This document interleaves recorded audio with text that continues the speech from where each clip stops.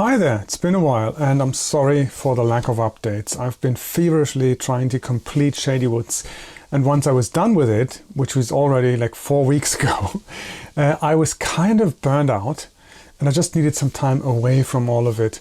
Having said that, with the completed pilot, I was quite busy also sending the pilot, preparing all the materials like trailers and stuff, posters, thumbnails, whatnot, to send the pilot to the various major film festivals. And this time around I thought, okay, and it has to be at least one of the festivals that will qualify you, if you win a prize, qualify you for Academy Award or BAFTA. And you might think, oh, a bit full of ourselves, you really think you have a chance there? And to be honest, no, I don't think I have much of a chance, but you never know, you never know. And with Fungus and Mold, I sent off my pilot to all kinds of festivals, the ones which I could afford, and most of them were just really, really minor ones. And back then I got confirmation for me that it wasn't complete dog shit, and it was actually something that people would bother to watch. So I felt like, okay, this is worth pursuing, this is worth keeping at it. I don't need that confirmation anymore, but what I want to do is now, as I've said before, take it a step further, try to find funding, try to make this a thing so I can actually make a whole season. And the only way to do this, if I'm going to use festivals, it would have to be a major film festival. Let's talk about my experience creating the pilot. First of all, I want to talk once again about the 360-degree rig. The only people I see obsessing over this is actually people who haven't made any major movie, animation, anything. It's just these people who put out tutorials on YouTube about, oh, you 360 rig, look at my 360 rig. It's a show off. It's a show off because in most cases it has very little practical purpose, and the effort to make these usually outweighs the benefits.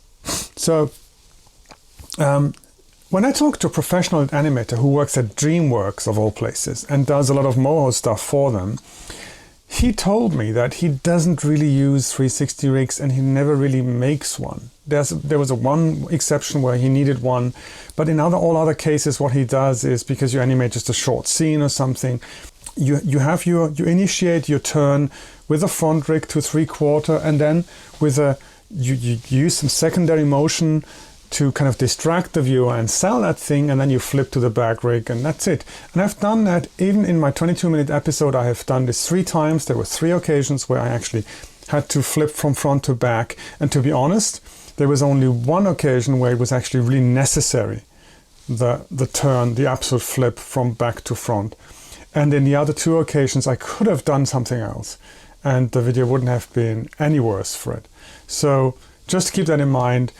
It's a rare occasion and it's a nice flex to show I can do this, but usually it's a huge load of work that you don't want to do, because if you're in a time restricted environment where you have to churn out scenes, you don't want to spend time on a 360 rigs that you end up not using.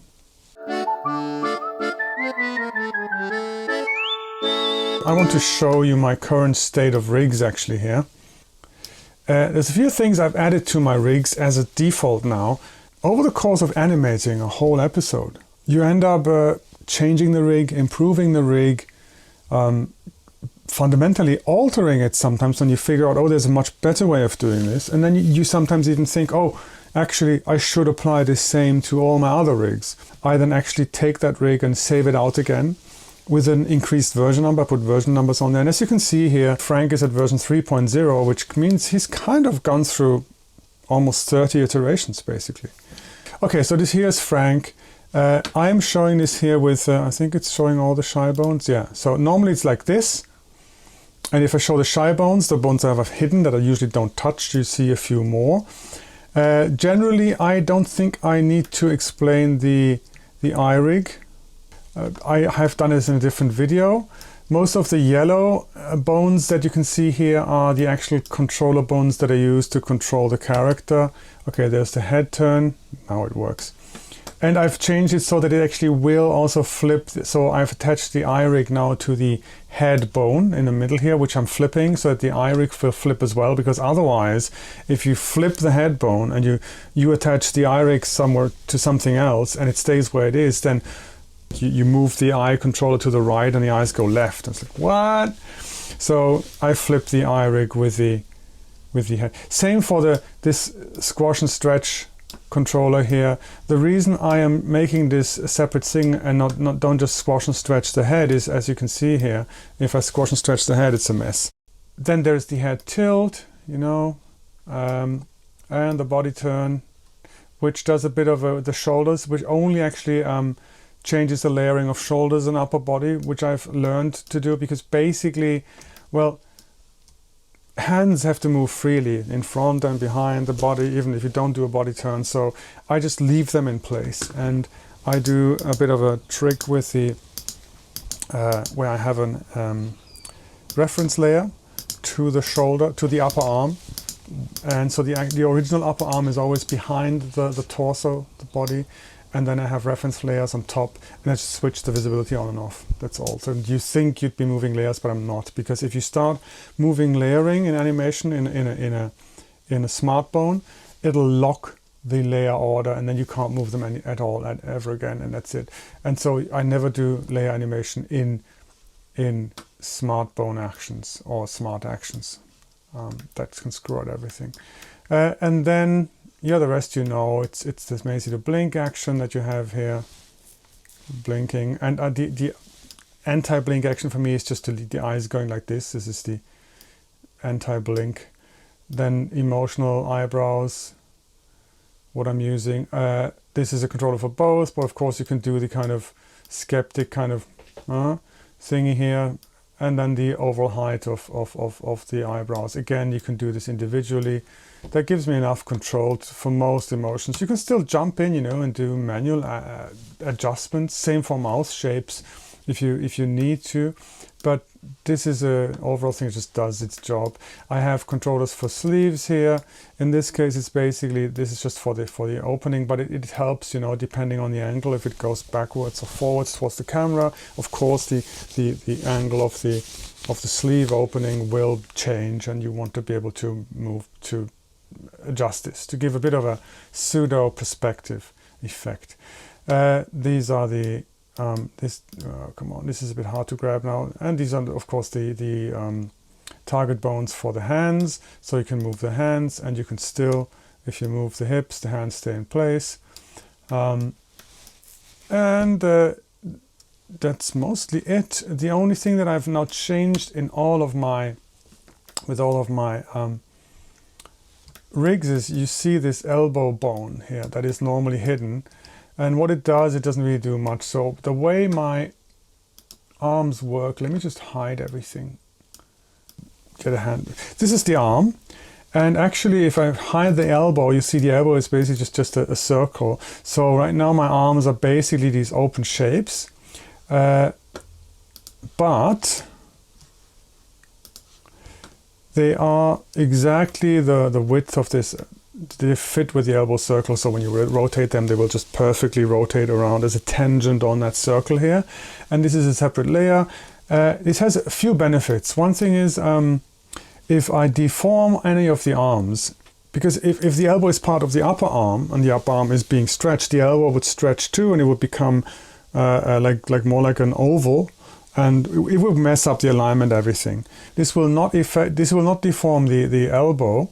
Okay, let's say your arm is directly going towards the camera, yeah, and you want to simulate that perspective. Of course, you don't get a real perspective as such, yeah. What is going on here? Hello, there we go.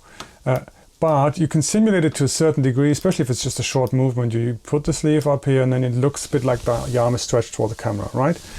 If the elbow were part of the upper arm, it would be completely deformed, would be a complete disaster. But that is only one benefit. Very often you actually want the lower leg to be not behind the upper leg, but in front of it. And if the knee is part of either of the legs, it'll screw up things, you know, because the knee has to be closed, of course.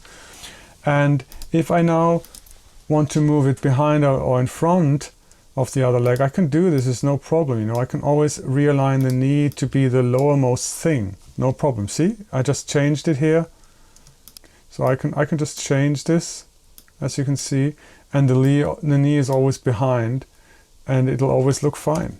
So it's really useful. And same for the arm, depending on the angle, you know, might this be quite different how you want to, whether you want to have the lower arm in front or the upper arm in front. Yeah, like if you go behind the back, you want to have the upper arm in front. Here the lower arm is in front.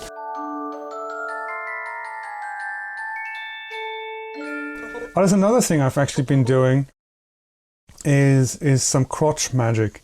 I probably want to explain that too. That sounds so weird.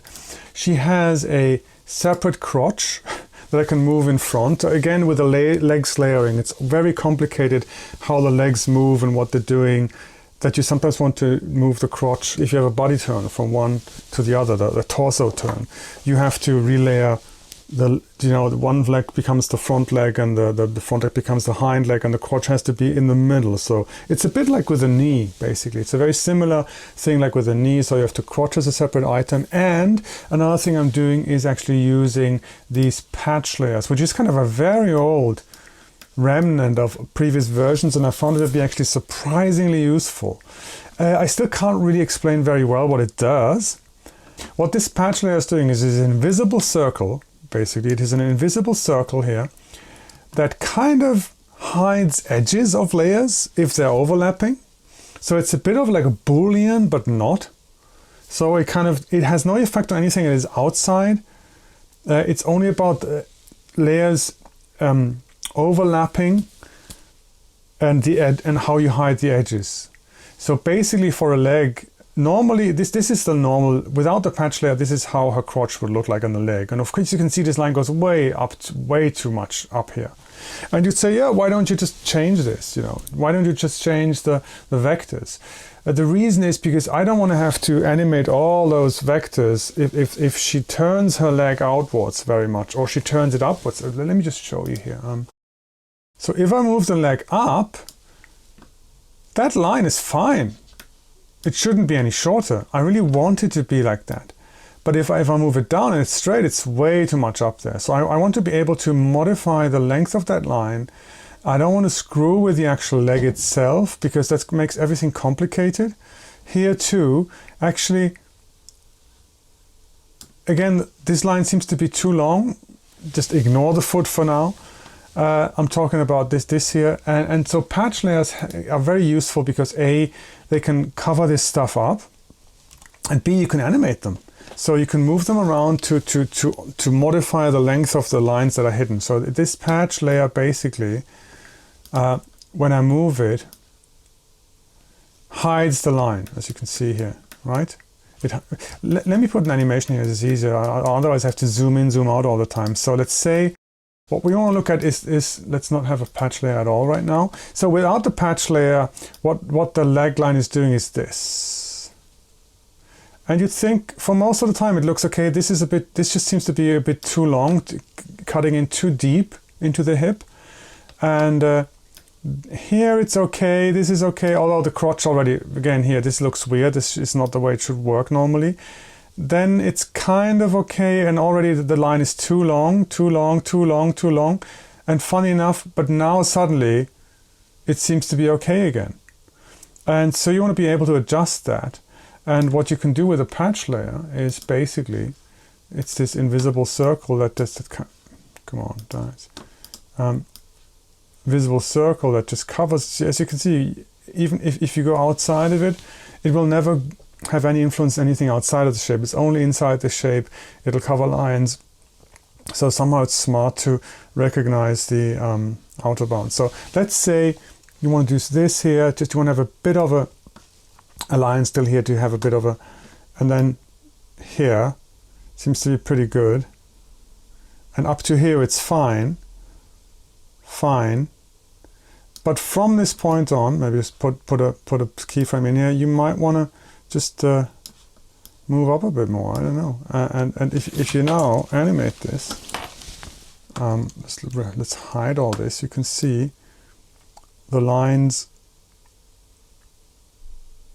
you can do these adjustments here, and it just works better. So in some cases, you want to move the patch layer. You will find eventually a position and a good size for the patch layer that it works for almost all the rotations you want to have. But in some cases, you still want to move it a bit. And this is just ingenious. And having that patch layer, I have it for both legs. It's just absolute godsend, honestly. Unfortunately, I cannot show you the full pilot episode because I've sent it off to various film festivals, and they often insist that it's either a premiere for the country the festival is in, or at least that you don't put it out on the internet for everyone to see. They want some air of exclusivity on the screening, I guess. All I can show you is a trailer I made, a trailer which I'm very likely to change again because I'm not entirely happy yet with how it's structured. But just to give you an idea what the pilot's going to be like, and I leave you with that. Enjoy, and hope to see you soon. Bye. Living in harmony with the forest is a life of simplicity. Yeah, I can smell that from here. How about you make yourself useful? A useful poltergeist? Preposterous. When I move objects, it is for jests and whimsy. If we don't save the planet, we're all gonna die. Dying is overrated. Yeah. Green stuff and touchy-feely nature things. For the environment, just let me do the talking. Oh, she loves children? For dinner. It's a good source of protein. What? You guys always patronize me, but it's your generation that screwed up the world. My generation did nothing of the sort. Your generation burned witches! Let's go. Dad? I always have to clean up after you lot. Isn't that a house cobble's job? At least let me bitch about it. Plants are friends. We could never harm them. Animals, on the other hand, we don't give a shit. You think you can live out here in the wilderness like us? What's he doing? Sorry, I got bored. Too soon? What are you wearing? A stork?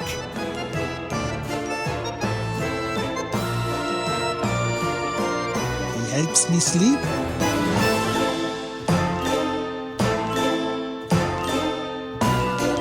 Quick, pull me up! I can't. I'm not big enough. Are you saying I'm too